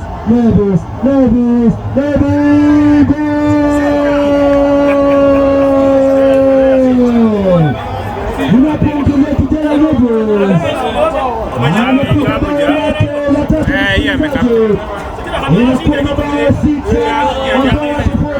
Inabaki sita. Mabao ukichukua sita uondoe sifuri. Inabaki sita msikilizaji. Kuonyesha kwamba Motema Pembe wapo uwanjani, wanacheka, wanafurahia mabao yanapoingia kule, yanamiminwa, wanapata uchungu mno, wanajua kuwa kocha wao wanaumia. Msikilizaji, Steven Mkangai huwa anaumia, lakini naona coach anaumia katika timu hii ya Motema Pembe. Amorim anaumia pale, lakini pia nimeona Motema Pembe anaumia. Motema Pembe anaumia kijana Melvis Neymar ambaye anakuchezea timu ya Gor Mahia msimu unaokuja. Ndio anapiga bao safi. Nani wanaanza kwa Motema Pembe katikati ya uwanja? Luka Kistatini piga pasi ya Rezi. Nampata nani? Anapata nani, lakini golikipa Ema alijiondoa katika goli zake vizuri. Inampata Beno.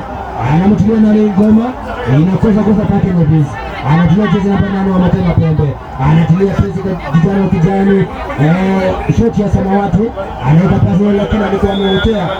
Amejenga kibanda katika ardhi ya wenyewe. Msikilizaji, nitakuwa na kueleza historia ya timu ya Chakani FC. Hii timu imebeba mataji mengi kwa muda mfupi sana msikilizaji. Hii ni timu ambayo si timu tu, lakini inadhaminiwa kwa sababu ya kasi yake ambayo inaifanya. Inajua mpira iko ugani, inacheza ngoma ambayo ni kupendeza mno. Msikilizaji, napokwambia wanafanya mabadiliko, jezi nambari 14 anaingia. Noti jezi nambari 15 anaingia, jezi nambari 2 anatoka.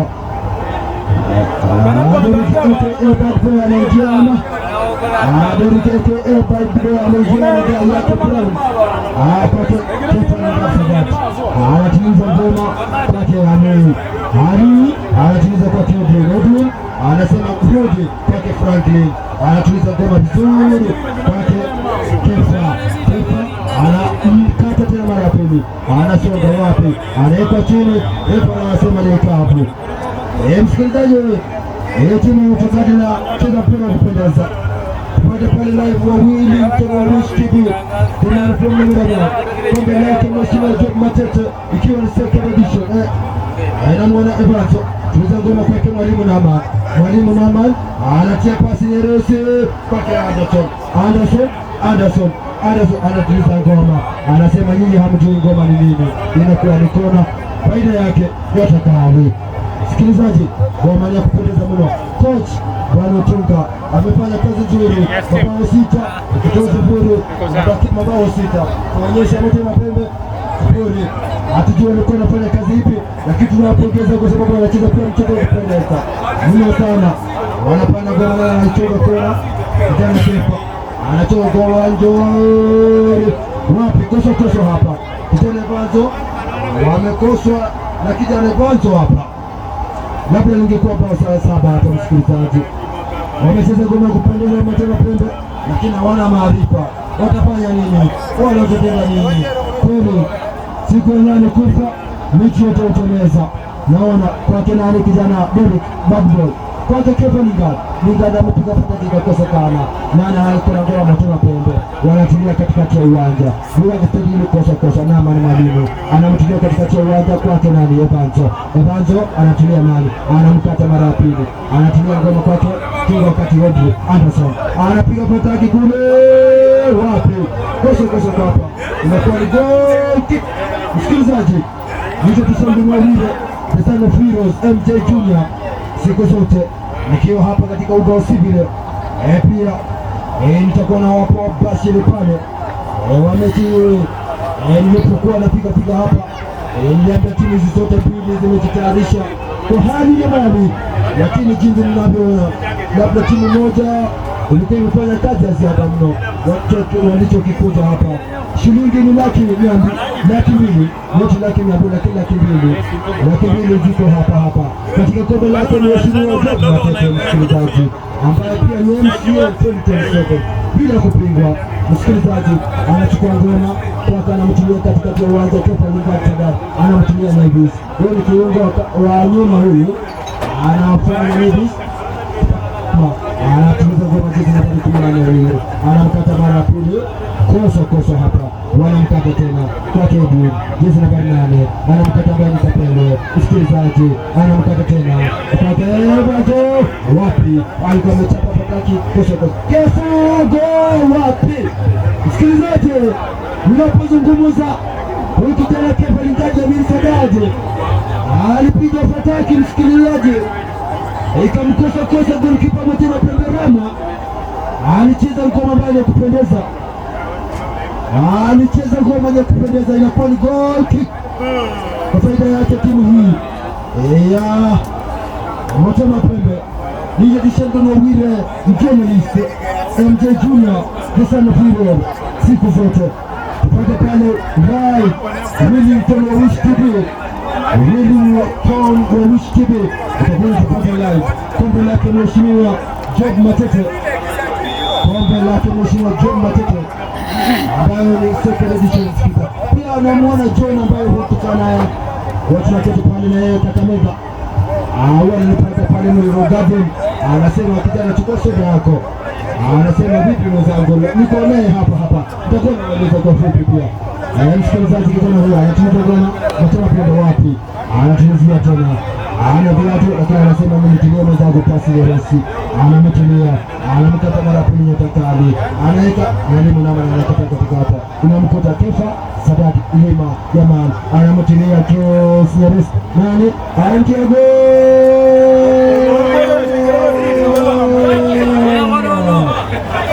unapomzungumzia Kefa Sadadi nimalizia hapa kidogo, kijana anafanya mambo yake pale, inakuwa sifuri upate 7. Msikilizaji, maridadi Motema Pembe anajiangalia kama nyoka, lakini kumbe tu hawa ni kama scorpion, lakini si scorpion tena, kwa sababu the scorpions ni wakali.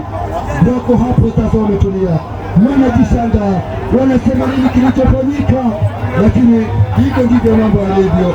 Ndio JJ MJ Juma Chelo Wile siku zote mabao 7-0. Msikilizaji, hao walikuja mazoezi, ilikuwa friendly ama nini, lakini mabao ni yale 7. Akiwa wakati kati ya uga bwana Bruce anaanza ngoma Motema Pembe, anatia pasi Nyeresi, inampata nani, lakini kosa mwalimu Beno jezi nambari 12, lakini kwa Motema Pembe anakosa tena. Beno anampira Motema Pembe, kosa kwake Anderson anatuita ngoma katika mguu wake, anasema hiki ni chakula changu tu, msijali wapi kosa, lakini inakuwa mpira kusha faida hii ya timu ya Motema Pembe. Nakwambia kwamba unapofika hapa msikilizaji, haya ni mabao 7-0. Ingekuwa goal difference kwa ile table, labda tungekuwa tumeshafikisha ile mabao ambayo inahitajika, na tungekuwa tushapea kombe, ingekuwa fainali, hatungekuwa tunatumania sana refa angekuwa amemaliza mpira.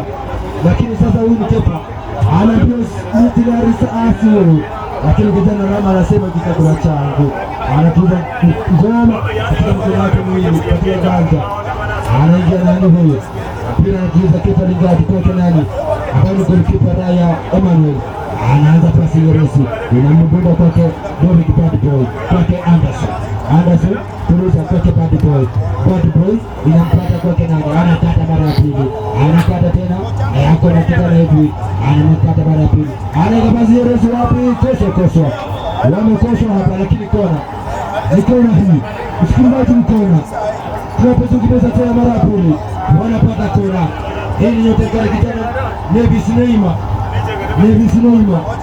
anaenda kuicheza kona hiyo, Nevis Neymar anaenda kuicheza kona hiyo. Pia anaarifiwa kwamba pale siku ya kesho, ikiwa tarehe 30 mwezi Novemba, ikiwa ni mwaka 2025, ikiwa ni saa 9 dakika 0 na saa 9 kamili pale Msanga Ground, tutakuwa tunapata wana Hotspurs versus Chekata pia ni Simba kile yao tu. Pia Siombe Ground tutakuwa tunampata wana Rainbow versus Siombe, watakuwa wanacheza pale ngoma kupendeza mno. Tukipenda pale Nyamira Ground tutakuwa tunapata Plan FC versus Forest, ambao tutakuwa na menyana.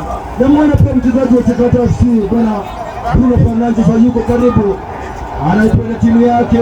Bruno Fernandes anajiita baba nani huyu, lakini baba watoto lake siku zote, msikilizaji. Lakini hiyo ndio taarifa ninayoipa sasa hivi. Pia official hapa wakiwa bwana Wycliffe Wanyama akiwa chairman, bwana Boniface Idu akiwa vice chairman, coordinator akiwa bwana Martin Juma, organizing secretary akiwa Hashim Malki, fixture secretary akiwa Protest Omba, secretary akiwa Kennedy Hayemba, treasurer akiwa Anet Arangi, na stokipa akiwa Felix na wede.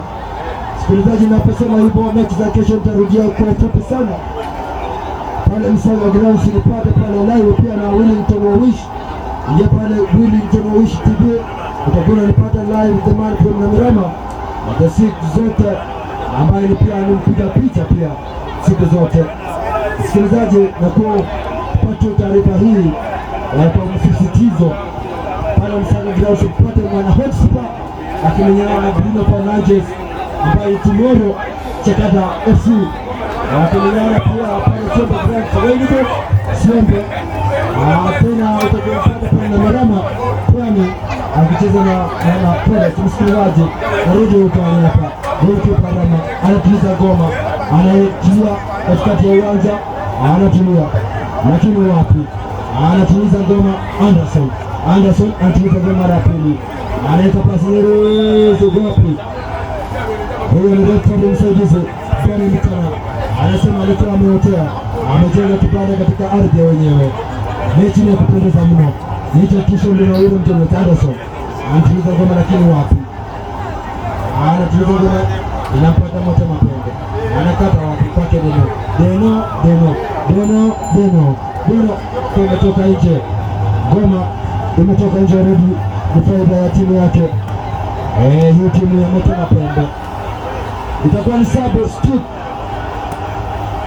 substitute hapa msikilizaji. Itakuwa na kueleza nani anatoka nani anaondoka. Itakuwa na kueleza kwa ufupi nani anatoka nani anaondoka kijana Pangu.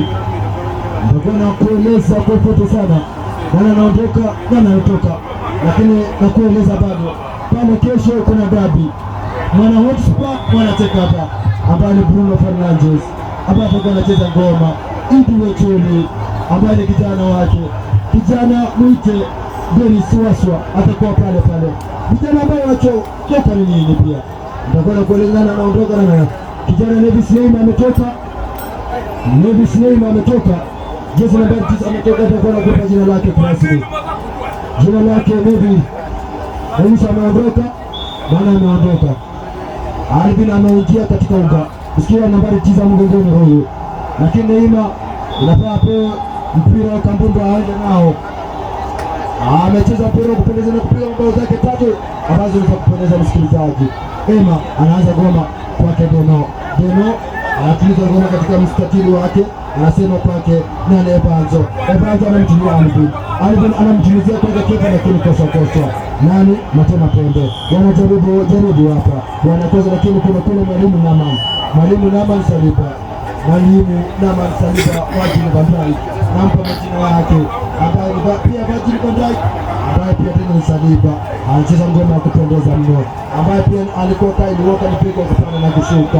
Huyu kijana anaitwa tu bado kijana Naman mwalimu kwake Kepa anatuliza ngoma katikati ya uwanja msikilia kwake Deno anamkata mara ya pili, anamtilia mechi nani anakoswa mwana utokale. Alikuwa mlenga Anderson anapata mpira anamgungia Alvin, lakini Alvin anasema sigana hapa alikuwa amejenga ardhi katika kipande cha wenyewe msikilizaji. Pale live katika uwili mtono wa Wish TV Imani from na Mirama siku zote akiwa mpiga picha wetu, pia akisaidiwa na bwana Blessed na bwana Bradley ambao wako pale wanafanya kazi yao nzuri msikilizaji. Anderson tuliza mpira katika kifua chake, anasema hana ugonjwa wa kifua, anamtilia nani mechi kijana jezi nambari 15 ambaye ndio Depard Boy, lakini mpira inakuwa mrefu toka nje, wanarusha ngoma, anamkia Ali mpira mrefu kosa hapa, wanatia Matema Pembe anaika katikati ya pembezoni, anamwacha pasi lakini wapi kijana Franklin anatuliza ngoma kwake mwalimu Naman anasema Anderson anakengeuka kumpata nani Ali anamtilia Kepa anawacha tuende sasa. Kepa ni ngapi ya Mili Sadat anamkata mara pili, wapi anaanguka lakini anaanguka bado. Hao ni Matema Pembe wanaanguka, lakini wapi Anderson anasema nini, hichi chakula changu, anasema anamtilia nani Ebanzo wapi anamkata mara pili, anapata ngoma, alikuwa anataka kumweka kitu cha maana lakini wapi anakosa kumtilia ngoma toka nje. Itakuwa ni kona msikilizaji, itakuwa ni kona. Anaenda kucheza ni Kapelo Edwin, anaenda kucheza ngoma ni Kapelo Edwin,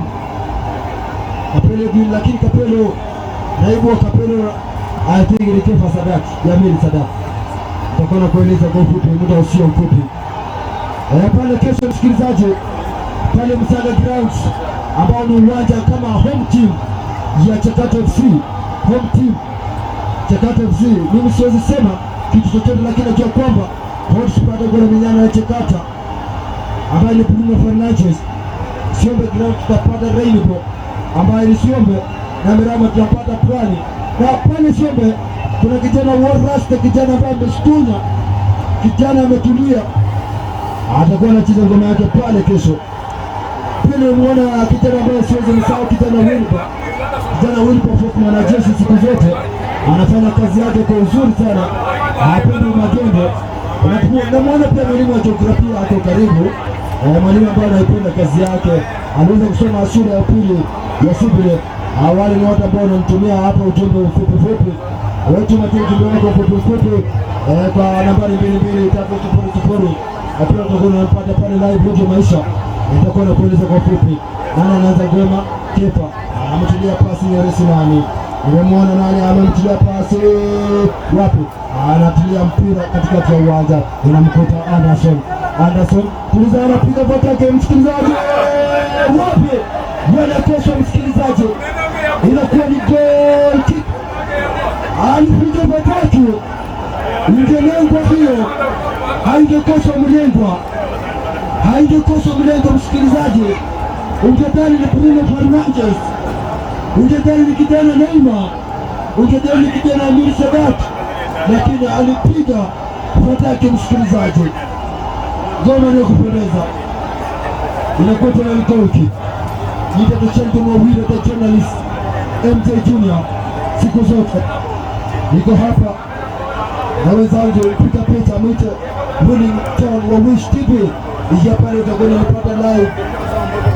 Pia nimemwona mchezaji wa timu ya Hotspur ambao ni marefa anaitwa Nandi. Kijana anajua kurusha mpira zake. Pia anajua kesho tutakuwa pale Msale Grounds utampata. Anaitwa Anderson kipake Beno.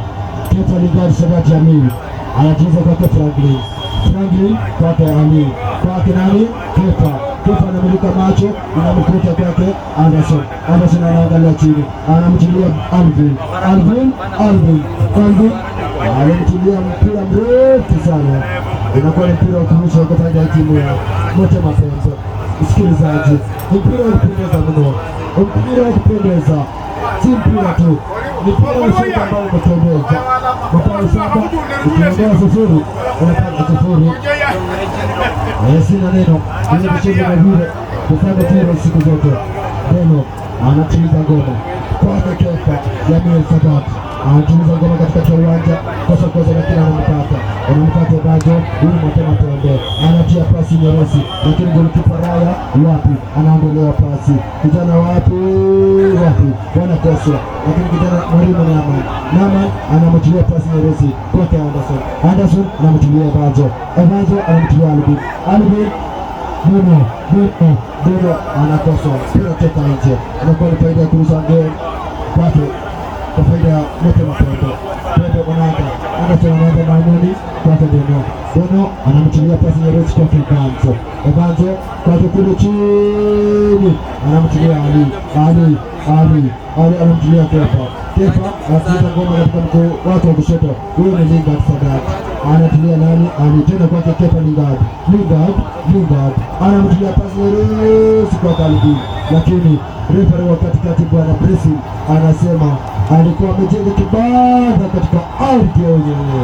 Msikilizaji, ngoma ya kupendeza, sina neno mimi, ila tunarudisha shukrani kwa mashabiki wote mliopiga hapa katika kombe la kumheshimiwa John Matete, ikiwa ni second edition. Kwake nani huyu mchezaji Evanzo anatia pasi kwake Edwin wapi hapa kosa inakuwa ni goal kick.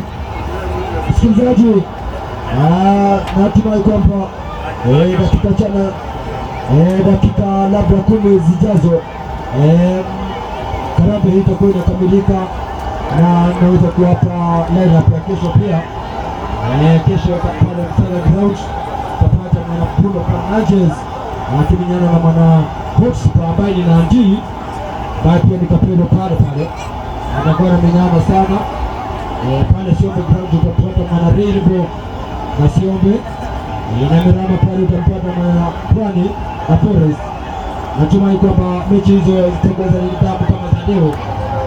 Nimemwona pia mwanajeshi Wilberforce yuko karibu na namwona pia mwanariadha ambaye ni mwanariadha maarufu, nilimwona pale Ngote siku moja akikimbia pale, ilikuwa February 100 leo, lakini ilikuwa relay, alikimbia mbio safi na kijana Pesta Saliba.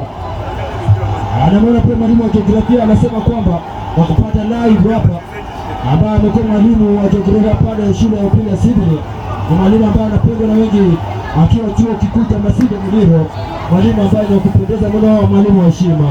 Ananiambia kwamba anaipenda kazi yake. Nikirejea uwanjani hapa naona pia Motema Pembe wanatuliza ngoma wapi. Msikilizaji, mechi ya kupendeza, bao 7 ukiondoa 0 unapata 0. hawezi pata kiburi, lakini ile unapata 7 kwa faida timu ya Nyota Kali. Wanahisabati wanasema hivyo. Huyo ni Kefa Ngadi ya Mil Sadat, jezi nambari 13, mkiungo tatu, striker, pia anajua kucheza nafasi yote, pia ni goalkeeper maarufu. Msikilizaji, huyo Bwana Likana alipata tuzo mwaka uliopita.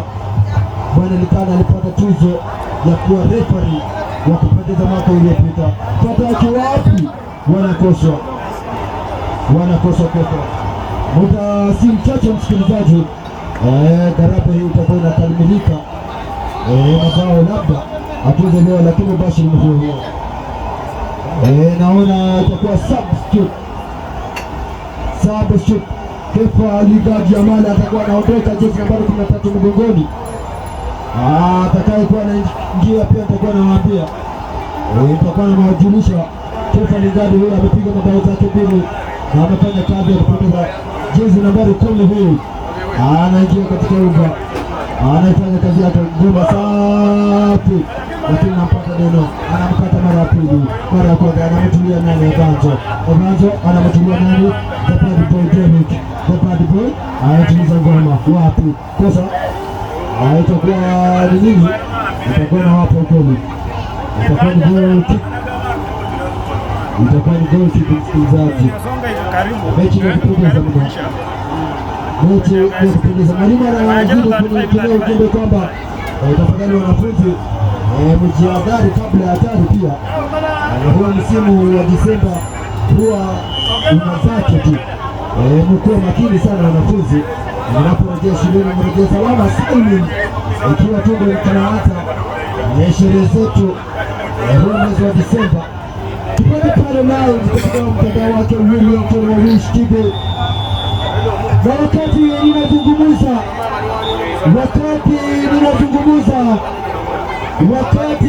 ninazungumuza Nyota Kali wanamtalaza Mwanamatume Pembe bao 7-0, hawakujibu lolote.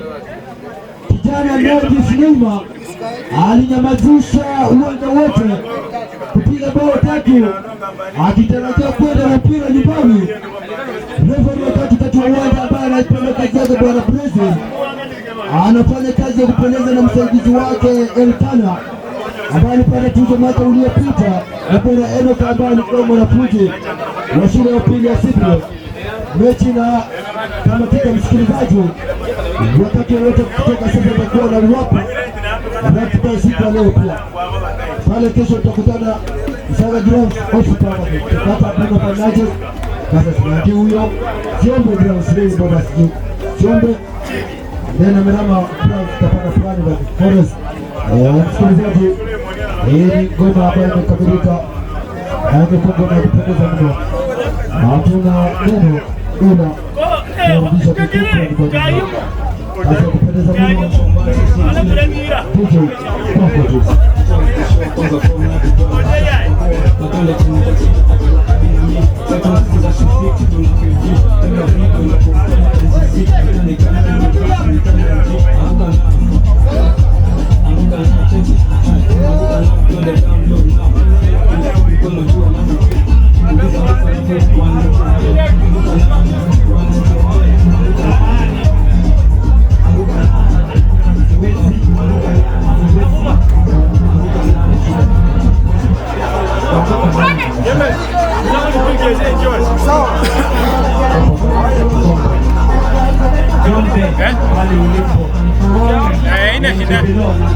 Meka tu replay.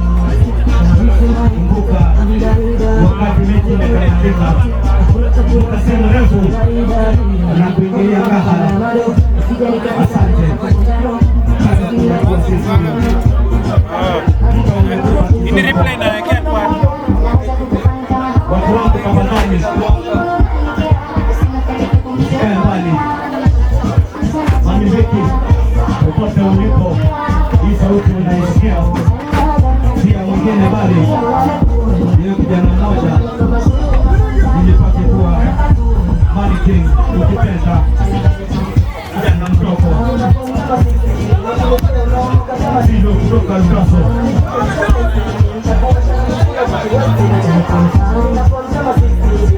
wazee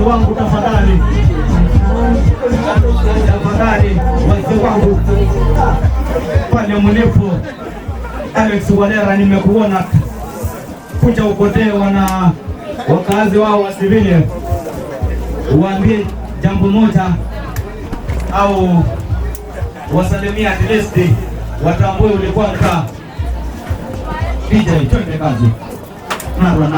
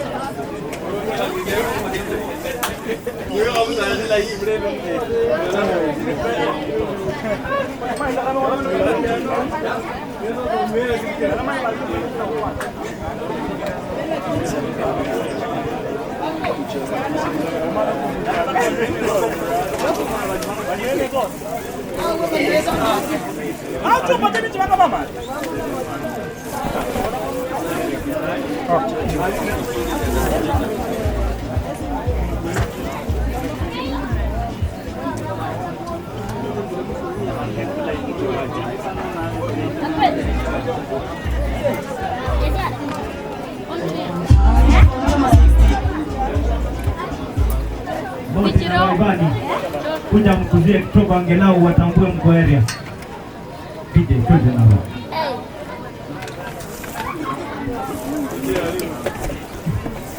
Siku zombo.